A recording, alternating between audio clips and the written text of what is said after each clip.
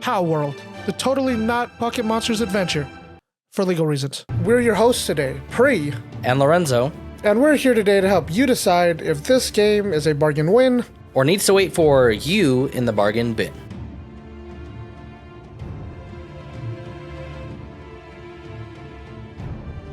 Announced in 2021, Palworld has been a highly anticipated game due to its comedic gimmick of Pokemon with guns in an open-world survival craft game.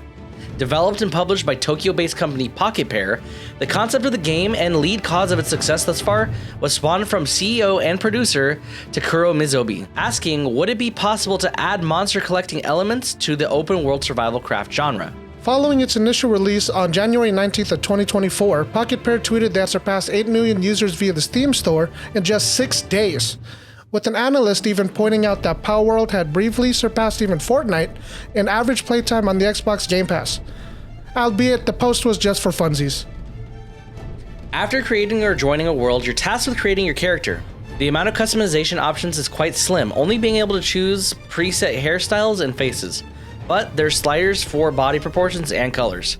Upon completion, you will be greeted by 3 creatures you'll encounter in the world called Pals.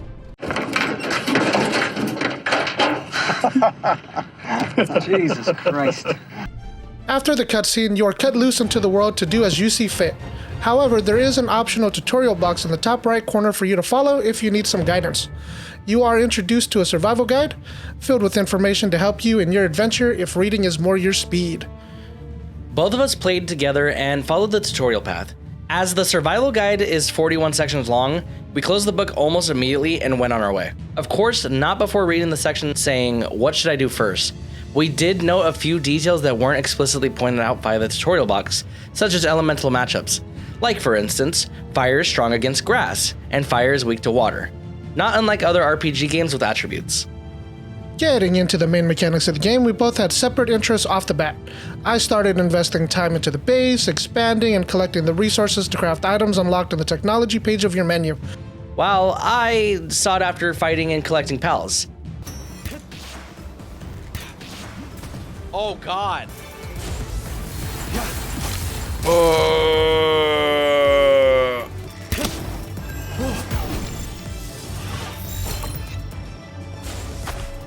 With varying degrees of success. As soon as you spawn, you're able to go straight into throwing hands with a pal called Chickpea if you're so inclined to, getting drops like eggs or chickpea meat upon defeating it. Or you could pick up some sticks and stones to craft yourself a workbench so you can create some tools. They get the job done. Of said tools, you should be able to unlock and craft yourself an axe, a club, a pickaxe, and a torch. After collecting enough wood and stone, trust me, you will be for a while, you can start building your base. With the PAL box being your central town square, you can build homes for you and your pals. We wish there was a snap grid featured in the game to assist with perfect placement. We had a hard time placing beds in the corners and workbenches along the wall. As you progress, various buildings along the way will be workable by your pals. To fill the labor force, you can open an Indeed ad so your pals can do intern work for you for free credit towards their bachelors. After referring to management for dummies in the survival guide, we realized that pals completed an Indeed job assessment quiz so you can know which jobs they're suited to handle for you. This guy spits, this guy busts, and this guy rams. And sometimes they get stuck. In order to get these qualified unpaid interns through, you need to recruit them in the field. Out in the fields, you'll be introduced to plenty of different pals, such as Mozilla, Benjamin, and oh my dear god, is that a human? Anyways, you can find lots of uses for these wonderful new interns that you hired besides working at the base. You can use them as illegal arms, war horses, or just straight up as a meat shield. I don't fucking know. Be sure to care for your pals by giving them nice things though, like pets and hot springs or even their own beds. Back to roaming the world, though, there are other goodies for you to pick up besides harvesting trees, stone, and ore deposits. There are totally not leva statues that allow you to boost your own stats, Apex loot boxes that can be useful or useless as the real deal, like holding things from gold to resources. There's even journals with lore, which we didn't bother reading, so if you want that, go play that yourself. While you're rolling around at the speed of you'll also find boss pals just waltzing about. And last but not least, there's After regrouping to explore our first dungeon, we experienced our first major hiccup with the game lagging. And after doing some research for the video, we realized that this is a problem with the Xbox Game Pass variant of the game. The Xbox variant of the game is incapable of utilizing dedicated servers like players on Steam can. So that means the game needs to be played in peer-to-peer or P2P mode. This means that players have to directly connect to the host's device, which can cause instability for people since the game doesn't equally communicate to a central server. Lagging aside, once we got into the dungeon, we noticed that it was quite empty. Sure, there was some vagrant pals and thugs there, but despite the dungeon being quite appealing to the eyes, it was pretty much empty, which made us wonder why we needed to be there in the first place.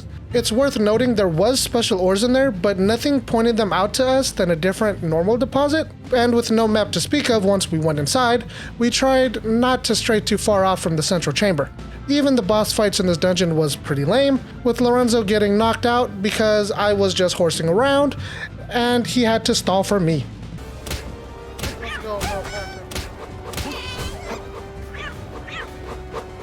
Oh god, oh god, oh god. Bird, protect me. Oh god. I'm gonna die. Hurry, hurry, hurry! Goodbye. I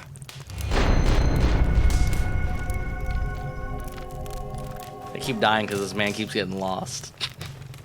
The loot that you get at the end maybe can justify the dungeon's existence, but there was so little that the time spent in there felt wasted. Now for what the game is truly about, we have the tower bosses.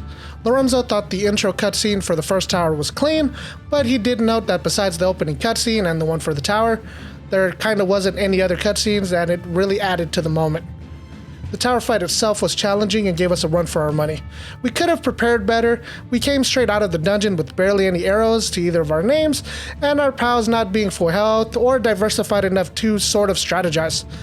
All in all, it was certainly a fight that required some brute forcing and a little bit of cheese from Lorenzo recalling his pals before they were hit. With Lorenzo rezzing me on the spot while both of our pals took some heat off of our friend Zappy Totoro. After the dust settled, we were spat out to the top of the tower with the waystone presented to us. It felt a bit out of place, although being that high up gave us a nice view of the world. The game could have used this moment to point out that there were other locations with tower for us to conquer. However, the end of our glorious battle was just GTA base jumping or taking an Uber of shame back to base. In the end, Palworld was certainly a fun play. The combat was smooth and fair when there was little to no lag, allowing you to go cowboy on the enemy pals, or just gun them down with your own posse. Also rewarding good timing on dodges and strikes. If pals ever fainted, it never felt unfair as they would respawn once put in a pal box after a set amount of time based on their level. There wasn't really much of a story to speak of, so NPCs randomly appearing, the two cutscenes, or the NPCs that were just wandering about felt a bit disjointed, but their inclusion was not unwelcome. There were some times where the HUD would disappear when you're not actively working on something or in combat, and that did feel a little jarring, but ultimately could be fixed with a toggle to keep the HUD on or off, depending on how you want to play.